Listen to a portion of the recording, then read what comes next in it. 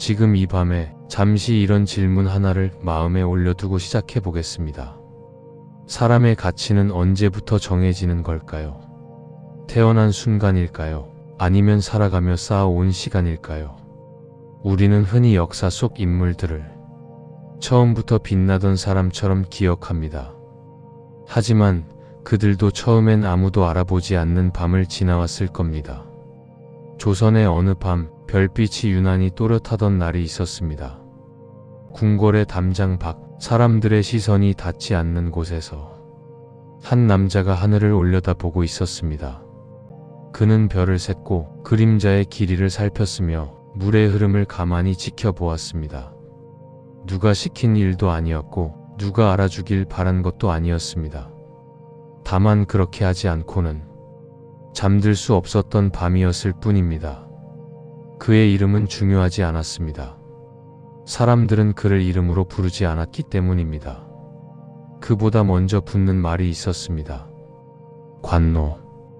조선이라는 나라에서 이 두 글자는 사람의 가능성을 미리 닫아버리는 말이었습니다. 배울 수 없고 묻지 말아야 하며 말 대신 손으로 일해야 하는 신분. 그는 이미 설명할 자격이 없는 사람이었습니다.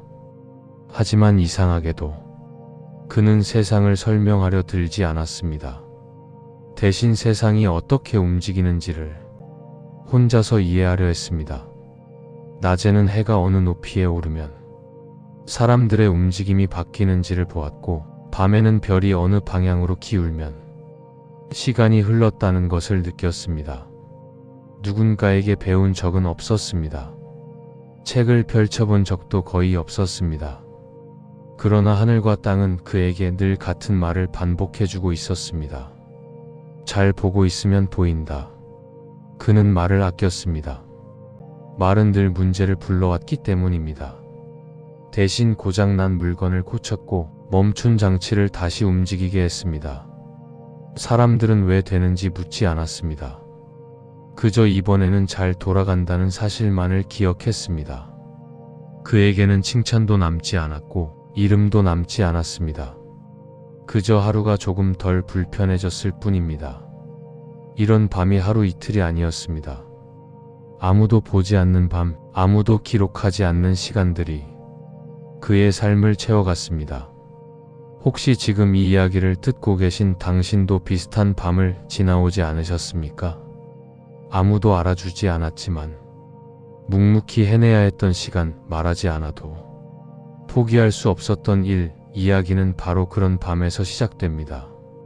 아직 아무도 주목하지 않았고 아직 아무도 기대하지 않았던 한 사람, 이제 막 기록의 가장자리로 걸어 나오기 전의 이야기입니다. 오늘 밤 우리는 그를 이름으로 불러보기로 합니다. 다음 장면에서 그의 손끝이 처음으로 세상의 중심을 향해 움직이기 시작합니다. 손끝으로 말하던 시간. 그는 말이 적은 사람이었습니다. 말이 적다기보다 말이 필요 없는 사람에 가까웠습니다. 말을 해도 들어줄 자리가 없다는 걸 이미 알고 있었기 때문입니다. 대신 그의 손은 늘 바빴습니다. 부서진 물건이 있으면 가만히 살펴보다가 어디가 잘못되었는지를 먼저 찾았습니다. 나무가 뒤틀린 것인지, 쇠가 다른 것인지, 아니면 사람의 손길이 과했던 것인지. 그는 누구에게도 묻지 않았고 누구에게도 기대지 않았습니다. 그저 다시 움직이게 만들었습니다. 한 번에 되지 않으면 다시 고쳤고 다시 멈추면 다시 시작했습니다. 그 과정은 아무에게도 보이지 않았습니다. 보이는 것은 결과뿐이었습니다. 사람들은 이번에는 잘 돌아간다고 말했지만 그 이번이 몇 번째 시도인지는 아무도 알지 못했습니다. 칭찬은 없었습니다. 칭찬은 설명할 수 있는 사람에게 돌아갔으니까요. 그는 설명하지 않았습니다. 설명은 항상 오해를 불러왔기 때문입니다. 그 대신 손끝으로 말했습니다. 물이 흐르는 속도를 보며 어느 정도 시간이 흘렀는지를 짐작했고 그림자의 길이가 바뀌는 것을 보며 하루의 절반이 지나갔음을 알았습니다. 사람들은 그저 해가 뜨고 지는 것에 익숙했지만 그는 그 사이에 있는 조금씩 움직이는 시간을 보고 있었습니다. 아무도 가르쳐 주지 않았습니다. 하지만 세상은 늘 같은 방식으로 움직이고 있었습니다. 그는 그 반복을 놓치지 않았습니다. 이런 삶은 쉽지 않았습니다. 아무도 알아주지 않는다는 건 스스로를 계속 증명해야 한다는 뜻이었기 때문입니다. 실패하면 모든 것이 무너질 수 있었고 성공해도 아무 일도 일어나지 않았습니다. 그래도 그는 손을 멈추지 않았습니다. 그에게 중요한 것은 인정이 아니라 작동이었습니다. 제대로 움직이는지, 사람들이 불편하지 않은지, 하루가 무사히 흘러가는지, 그것이면 충분했습니다. 이런 시간이 쌓이고 또 쌓였습니다. 누군가는 우연이라 말할지 모르지만 우연은 준비된 사람에게만 길을 내어줍니다. 어느 날 그의 손이 고친 물건 하나가 궁궐 안으로 들어갑니다. 그리고 그 물건은 임금의 눈앞에서 조용히 그러나 정확하게 자신의 역할을 해냅니다. 그 순간 누군가의 시선이 그 손끝에 머뭅니다. 그 시선은 우연이 아니었습니다. 오래 지켜보던 눈 사람보다 일의 결과를 먼저 보는 눈이었습니다. 이제 말하지 않아도 되었던 시간이 끝나고 묻지 않아도 되었던 밤이 조금씩 달라지기 시작합니다. 다음 장면에서 그는 처음으로 질문을 받게 됩니다. 이것을 내가 만들었느냐? 이 질문 하나가 그의 삶을 전혀 다른 방향으로 돌려놓게 됩니다. 임금의 질문. 그 질문은 크지 않았습니다. 호통도 아니었고 명령도 아니었습니다. 다만 낮은 목소리로 조용히 던져졌습니다. 이것을 내가 만들었느냐? 그는 잠시 멈췄습니다. 대답을 고르는 시간이 아니라 자신의 삶을 떠올리는 시간이었습니다.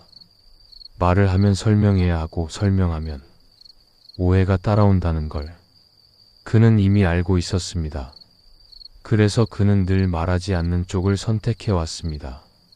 하지만 이번만큼은 피할 수 없었습니다.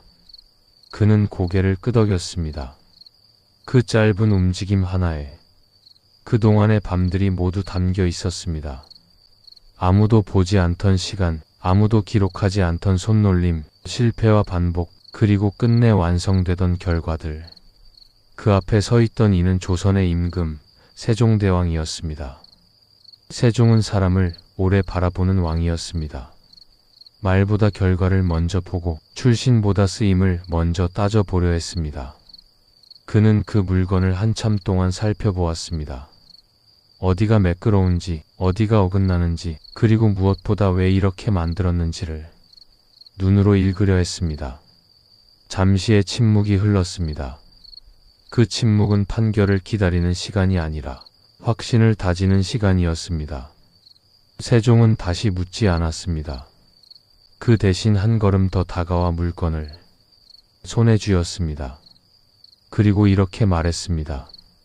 이런 것이 필요했다. 그 말은 칭찬이 아니었습니다. 명령도 아니었습니다. 그저 인정이었습니다. 그날 장영실은 처음으로 사람으로 불린 기분을 느꼈습니다. 신분이 아니라 결과로 세종은 그에게 많은 말을 하지 않았습니다. 다만 다음 일을 맡겼습니다.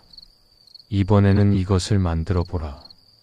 그 순간 장영실은 알았습니다. 이제부터는 혼자만의 밤이 아니게 되겠구나. 기대는 두려움과 함께 찾아왔습니다. 드러난다는 것은 언제든 떨어질 수 있다는 뜻이었기 때문입니다. 그래도 그는 물러서지 않았습니다. 지금까지 그를 움직이게 한 것은 인정이 아니라 필요였으니까요. 누군가에게 정말 필요한 일이라면 그는 해내고 싶었습니다. 그날 밤 그는 잠들지 못했습니다. 별을 보며 생각했습니다. 이제 내가 만드는 것들이 어디로 흘러가게 될지, 누군가의 하루를 얼마나 바꿀 수 있을지. 그리고 조용히 손을 움직였습니다. 그의 손끝은 이미 다음 시간을 향해 움직이고 있었습니다. 다음 장면에서 이 질문은 동행이 됩니다. 왕과 과학자 불안을 줄이려 했던 두 사람의 조용한 협업이 시작됩니다. 조용한 동행. 그날 이후로 장영실의 밤은 조금 달라졌습니다. 혼자서 별을 세던 밤에서 누군가의 필요를 떠올리는 밤으로 바뀌었기 때문입니다. 임금은 그에게 많은 말을 하지 않았습니다. 어떤 사상도, 어떤 명분도 길게 설명하지 않았습니다. 대신 이런 질문을 던졌습니다. 사람들이 언제 가장 불안해하는지 아는가? 장영실은 곧바로 대답하지 않았습니다.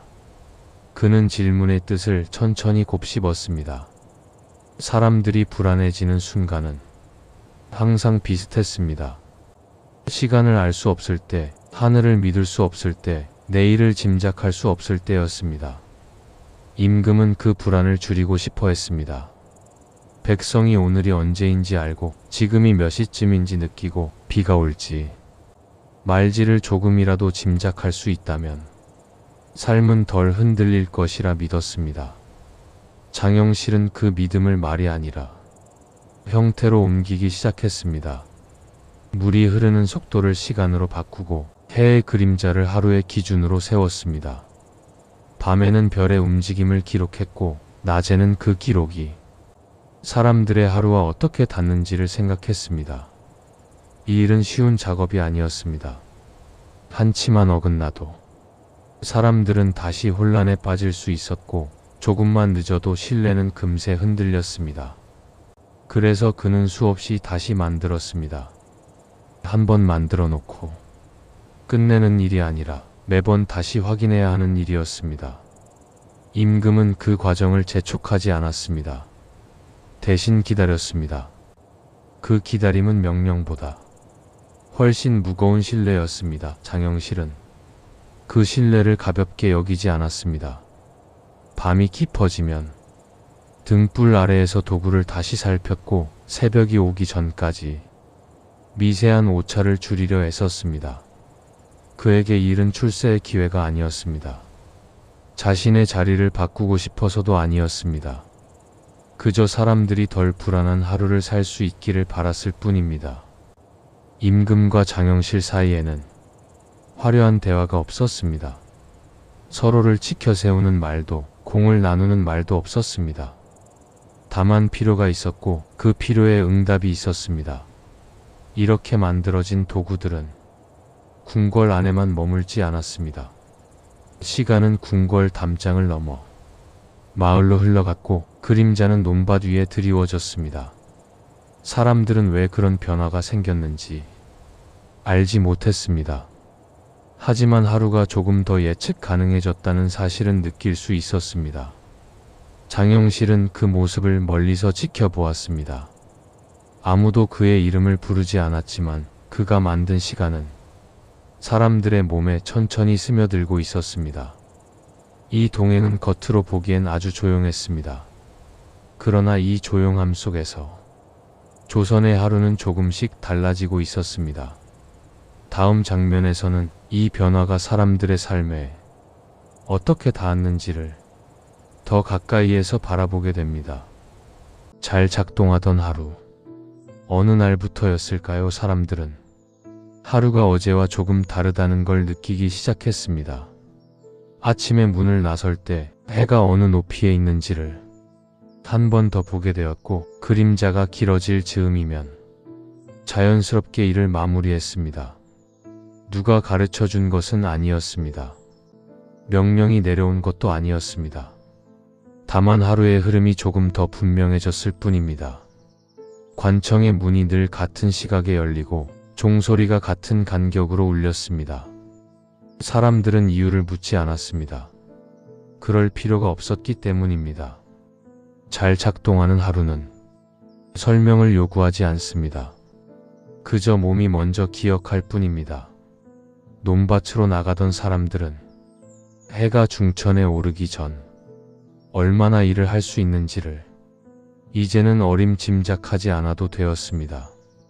시장에 나가던 이들은 언제쯤 돌아와야 하는지를 조금 더 정확히 알게 되었습니다. 이 작은 차이는 생각보다 컸습니다. 하루가 예측 가능해진다는 것은 사람의 마음이 조금 덜 흔들린다는 뜻이었기 때문입니다.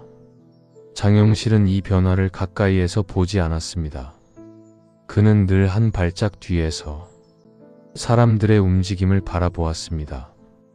도구가 제대로 쓰이고 있는지, 시간이 사람들을 재촉하고 있지는 않은지, 그에게 중요한 것은 정확함만이 아니었습니다.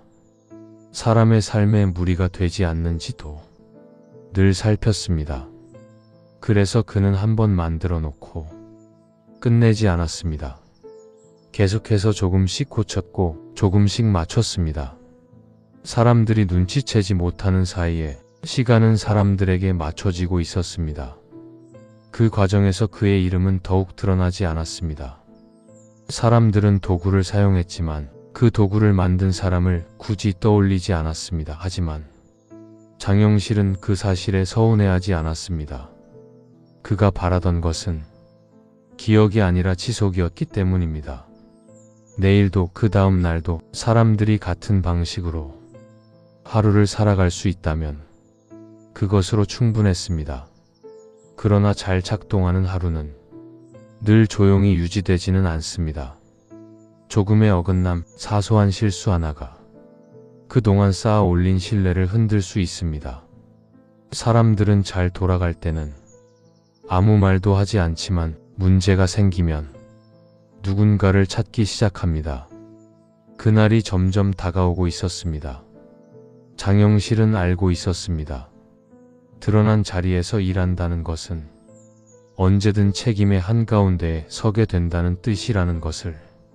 그럼에도 그는 손을 멈추지 않았습니다. 지금까지 그래왔듯 그저 자신의 일을 했을 뿐입니다. 하지만 이제부터는 그의 일이 그만의 것이 아니게 됩니다. 다음 장면에서 이 조용한 흐름은 예상치 못한 균열을 맞이하게 됩니다. 한 번의 사고, 모든 것이 늘 그렇게 잘 흘러갈 수는 없었습니다. 아무리 조심해도, 아무리 반복해도 사람이 만든 일에는 언제나 틈이 생기기 마련입니다. 그날의 기록은 길지 않습니다. 어떤 설명도, 어떤 감정도 덧붙여지지 않았습니다. 다만 사고가 있었다는 사실만 짧게 남아 있습니다. 왕의 가마에 문제가 생겼다는 말, 그 이상도 그 이하도 아닙니다. 원인이 무엇이었는지, 어디서부터 어긋났는지, 누가 어떻게 판단했는지 실록은 그 모든 과정을 말해주지 않습니다. 다만 사람들은 이런 순간에 늘 같은 방식으로 움직입니다. 잘 돌아갈 때는 아무도 찾지 않던 이름을 문제가 생기자 갑자기 불러냅니다. 장영실은 그 이름이 자신을 향하고 있다는 걸 곧 알아차렸습니다. 그는 놀라지 않았습니다. 언젠가는 이런 날이 올 거라는 걸 이미 알고 있었기 때문입니다. 드러난 자리에서 일한다는 건 결과가 좋을 때보다 어긋났을 때 더 또렷이 보인다는 뜻이었습니다. 사람들은 그에게 이유를 묻지 않았습니다. 설명을 요구하지도 않았습니다. 이미 마음속에서는 답을 정해두고 있었기 때문입니다. 장영실은 말하지 않았습니다. 말을 해도 달라질 것이 없다는 걸 그는 알고 있었습니다.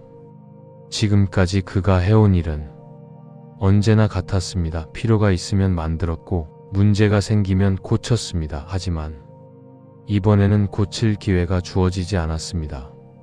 시간은 그에게 유리하지 않았고 공기는 차가웠습니다. 조용히 이름이 불리던 자리는 이제 조용히 책임을 지는 자리로 바뀌어 있었습니다. 그날 이후로 그의 이름은 조금씩 기록에서 멀어지기 시작합니다. 하루 이틀 눈에 띄지 않게 마치 아무 일도 없었다는 듯이 그는 쫓겨나지도 않았고 공식적으로 벌을 받았다는 기록도 남아있지 않습니다. 이 애매함이 오히려 더 무겁습니다. 분명 무언가가 있었지만 그 무언가를 아무도 말하지 않는 상태. 장영실은 그 침묵 속에 그대로 놓여 있었습니다. 그는 억울함을 토로하지 않았고 자신의 공을 내세우지도 않았습니다. 지금까지 그래왔던 것처럼 그저 상황을 받아들였을 뿐입니다. 하지만 이 침묵은 그의 삶에서 아주 큰 전환점이 됩니다. 사람이 사라질 때는 늘 이렇게 조용합니다. 소문도 없고 이별도 없습니다. 그저 어느 날부터 보이지 않게 될 뿐입니다. 다음 장면에서 우리는 이 침묵이 어떤 의미였는지를 조금 더 깊이 들여다보게 됩니다. 기록이 멈춘 자리, 어느 페이지부터였는지 정확히는 알 수 없습니다. 다만 조선 왕 조실록을 따라가다 보면 익숙하던 이름 하나가 문득 보이지 않게 됩니다. 장영실. 그의 이름은 쫓겨났다는 말도 없이, 파직되었다는 기록도 없이 그저 사라집니다. 실록은 이 대목에서 말을 멈춥니다. 누구의 잘못인지, 어떤 판단이 있었는지, 임금의 마음은 어땠는지 아무것도 남아있지 않습니다. 우리는 보통 기록이 없는 곳에서 상상하려 듭니다. 억울했을 것이다, 버려졌을 것이다, 혹은 정치의 희생이 되었을 것이다. 하지만 그 어떤 가설도 확인할 길은 없습니다.